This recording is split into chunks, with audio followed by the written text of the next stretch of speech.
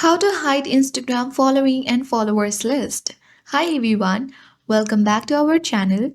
This is Rose and without further ado, let's get started. Open Instagram app on your device. Sign in to your account. Now switch to a personal account. For that, head to the profile icon at bottom right, tap three-line menu icon at top right, scroll down. Now look for the option of Creator Tools and Control. Select Switch Account Type and tap on Switch to Personal Account and tap on Switch to Personal Account. Then after that, you need to come across the Setting and Activity page once more time. Then you need to scroll down and select Account Privacy. Make sure you turn on the button for Private Account. Tap on Switch to Private Account.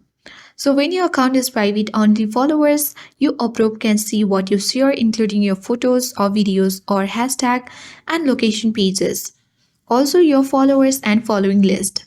So once your account is private, people won't be able to click on your followers or following list unless they follow you and you approve them. So only your followers can see this information.